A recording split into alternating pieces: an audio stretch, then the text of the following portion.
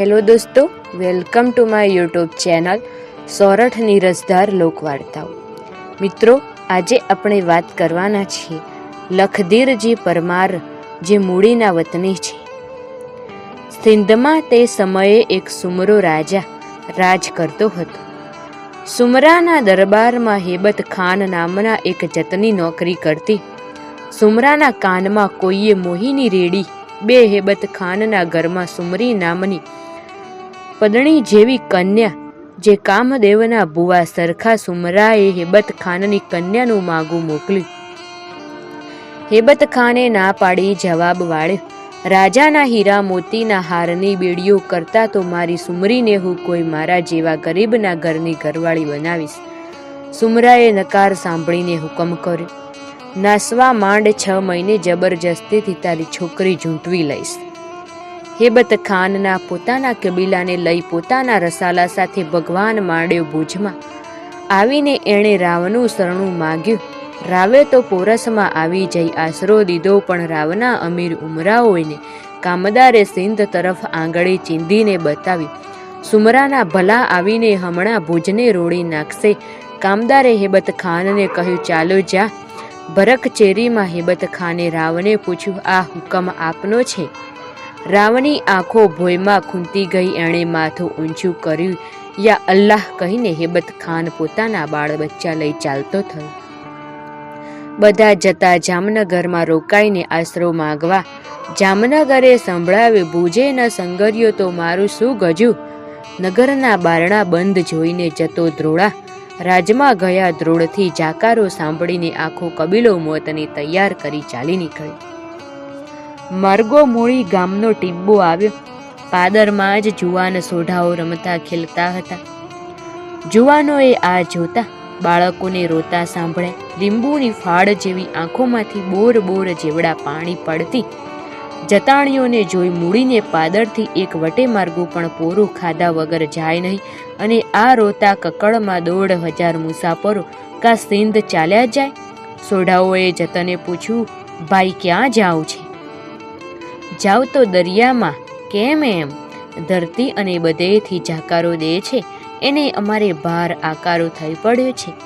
આમ આડું કેમ બોલો છો બા? આડું નથી બોલતા ભાઈ, સાચું જ કહીએ છીએ. પરશુરામે એકેહ રજપૂત ક્યાં રહેવા દીધો છે? પણ ભાઈ બોલો તો ખરા, શી આફત છે? હેબત ખાને બધી વાત કહી સંભળાવી. પરમારોમાં આ વ્રત પ્રસરી ગઈ. મૂડીને ટીંબે મોટા લખધીરજીની ચોથી પેઢીને લખધીરજી બીજાનું પાટ તપતું હતું. એને જઈને પોતાની વૃદ્ધ માતાને પૂછ્યું, માડી, જતોને આશરો આપું? પરમાર માતા બોલ્યા, દીકરા, આજ એક વાત મને સાંભળી આવી છે. તું જ્યારે નાનો હતો ને, એક વખત હું નાહવા બેઠી હતી, ત્યારે તું રોતો હતો. હું આવીને જોઉં ત્યો તો તને વડારણ ધરાવતી હતી. તને ઊંધે માથે લટકાવીને વડારણનું ધાવણ ઓકાવીને નાખેલું, પણ આજ લાગે છે એકાદ ટીપું તારા પેટમાં રહી ગયું હશે, નહીં તો પરમારનો દીકરો નિરાધારને આશરો દેવાને ટાણે રજા લેવા આવે જ નહીં. એટલું બોલતા તો માની મોટી મોટી આંખોમાંથી આંસુડા ચાલી આવે. માડી, તમારે એક આંસુએ મારે એક અવતાર એડ ગોળ કરું, એટલે કહી માને પાયે માથું અડાડી જુવાન લખધીરજી ઉપડતે પગે ચાલે ગયો. આડો ડાયરો લઈને જતોની આડે ફર્યો. જવાય નહીં, મૂડીના કુંબામાં કેટલી જગ્યા હશે તેટલી તમને કાઢી દેશું, અને રક્ષણ નહીં કરી શકાય તોય મરશું તો ખરા. હેબત ખાન બોલ્યો, હું પારકાને શખ્સને જીવના લોભે નથી આવ્યો પરમારો. હું તો ફક્ત આટલી જ શાંતિથી રમવા માંગુ છું ને. આખરે અમને સંગરના રજપૂત મળ્યા ખરા હો. પરમારોએ જતોને ઓરડા કાઢી આપ્યા. જતના ઊંચાળાને વીંટીને રાત દિવસ પરમારોનો પહેરો બેસી ગયો. ત્યાં તો સુમરાની ફોજના પડઘા બોલ્યા, મૂડીની ભૂથાળી જેવી સપાટ છે, થોડે માણસે ભૂમાં બચાવ થઈ શકે નહીં. તેથી જ જત અને પરમારોએ માંડના વંકા ડુંગર ઉપર આશરો લીધો. સુમરાની ફોજ ડુંગરાની તળેટીમાં ઓરડા લગાવી બેઠી.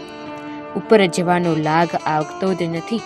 ઉપર ચડવાની એ વિકટ કેડીએ જનાર શત્રુ કાં તો પલભરમાં ઉપરની ગોળી ખાઈને મરે છે, કાં તો તેને નીચે ઊંડા કોતરમાં ઊંડી પડે છે. એમ જ 6 મહિના વીત્યા. એક દિવસ પરમારોના મુકામમાં કુંવર હાલાજીએ વેલા નામના હજામને કાંઈક આકરા વેલ કહ્યા હશે તે સંખાવથી વેલો ભાગીને સુમરા બાદશાહની છાવણીમાં આવ્યો. આવીને કહી, શું કામ કરો છો? તમને એક દિવસમાં જીતાડું. બાદશાહ કહે, શાબાશ, હું તને ગરાસ આપીશ. વેલાએ ઇલાજ બતાવ્યો. ડુંગરની પાછળના ભાગમાં એક બહુ જ વકી છુંપી જગ્યાએ પરમારોને પાણી પીવાને એક કૂવો હતો. એ એકના એક જળાશયમાં વેલા હજામે સુમરાઓને હાથે 2 ગાયો કપાવી નાખી.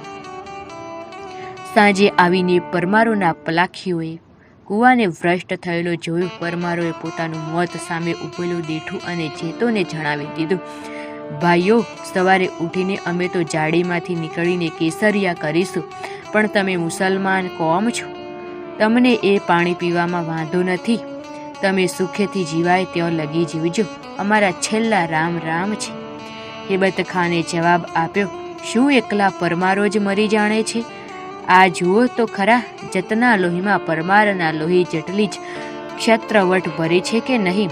રાત પડી ત્યાં તો જતાણીઓમાં કાળું કળકળાટ થઈ રહ્યું. અરે રે, દુધિયા દાંતવાળા પરમારોને આવતીકાલે જો ઝારના ડુંડાની જેમ વાઢી નાખશે અને હજી તો માની ગોદમાંથી ચાલી આવતી રંબા જેવી રજપૂત રાણીએ કાલે પ્રભાતે ચિત્તા ઉપર ચડશે. હાય રે પાપણ દીકરી સુમરી, હાય કડણી, તું કેટલાને ભરખી લઈશ. સુમરીએ એક ખૂણામાં બેઠા બેઠા આ મેણા સાંભળ્યા.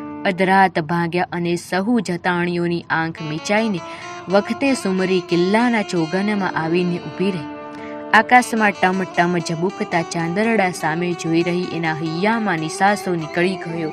રે ખુદા, મારો શો ગુનો મને આવરડું બધું રૂપ કાં દીધું? સવારને પહોરે સૂર્ય મહારાજે જ્યાં ઉદય ચાળને માથે કોર કાઢી ત્યાં કેસરિયા વાગા સજીને પરમારો નીકળ્યા. જતો પણ સાથે જ નીકળ્યા. સુમરા સાથેના સંગ્રામમાં હેબત ખાનનો એકનો એક જ જુવાન દીકરો કામ આવી ગયો.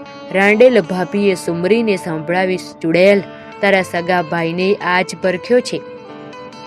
સુમરીને કાળજે જાણે છેલ્લું તીર ભૂકવાનું હતું ને, ભેકાઈ ગયું. રાતે સોપો પડી ગયો તે વખતે છાની માની બહાર નીકળી એક ગોવાળિયાના છોકરાને સાથે લઈ સુમરી સાંઢે ઉપર ચડી અને ખુદા બતાવે તે માર્ગ પર કાપવા માંડે. તેની વાતની ખબર પડતા જ તેની પાછળ સુમરાઓ ચડ્યા. બરાબર ગબક્યું થયું ને ટાણે સુમરી વણોદ ગામને પાદર પહોંચી. પાછું વાળીને જોઈએ ત્યાં તો સુમરાના ઘોડા આડા ફરી વળેલા જોયા. એ હમ્મા, માગર દેજે, એટલું કહીને સુમરીએ સાંઢે ઉપરથી પડતું મેલ્યું.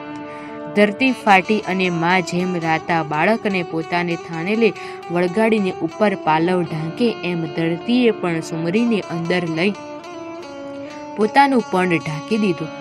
સુમરી જે ઠેકાણે સમાઈ ગઈ ત્યાં એની ચૂંદડીનો એક છેડો બહાર રહી ગયો હતો. અત્યારે ત્યાં સુમરી બીબીનું તળાવ છે, જેને કબર છે એ કબરની માનતા ચાલે છે. અહીં માંડવના ડુંગર ઉપર તો જુવાનડાઓ હોળી ખેલતા હોય તેમ લાહીની શેડો છૂટતી હતી. ઈસાજી નામનો એક જ દુશ્મનની કામી ગોળી ખાઈને કંડોળાની ટેકરી ઉપર પડ્યો હતો અને એનાથી થોડે આગે લખધીરનો કાકો આસોજી પણ ઘાયલ થઈને સૂતો હતો. બેના અંગમાંથી ખળખળ લોહીની રેલ ચાલતી હતી. ઈસોજી પડ્યો, પોતાના લોહીના રેલા આડે માટીની પાળ બાંધ્યો. મોતની પીડામાં કષ્ટ તો આસોજી પૂછવા માંડ્યા, ભાઈ ઈસા, મરતી વખતે શું તને ચાળો ઉપાડ્યો? માટી સીધ ફેંકી રહે છે. ઈસો જવાબ આપે છે, હે ભાઈ, આ ચાળો નથી, આ મારું મુસલમાનનું લોહી છે. છેલ્લી ઘડીએ તારા લોહીમાં ભેળાઈને તને ભસ્ટ ન કરે તો મારું મોત ન વગાડે માટે હું આડી પાળ બાંધું છું. એ ઈસા, મબોલ, મોત બગડતું નથી, સુધરે છે. આજ છેલ્લી પથારીએ સૂતા સૂતા આબળ છેટ ન હોય ને, અટકાવ ન અટકાવ, આપણા લોહીને ભેળા થવા દે. ઈસા સુણ કહે, મરતો પાળ ધાંધ, જત પરમાર એક જો રાંધ્યો ફરી રાંધ. એ સાંભળીને ઈસાજીએ પોતાના લોહીને વહેવા દીધું. બેના લોહી ભેળા રેલ્યા. ત્યારથી જ જત અને પરમાર પરસ્પર પરણે છે, જે લોહીના અલિંગન અમર રહી ગયા છે. મિત્રો, વિડીયો પસંદ આવે તો વિડીયોને લાઇક, શેર, કમેન્ટ કરજો. ચેનલમાં નવા હોય તો ચેનલને સબસ્ક્રાઈબ કરજો. ધન્યવાદ.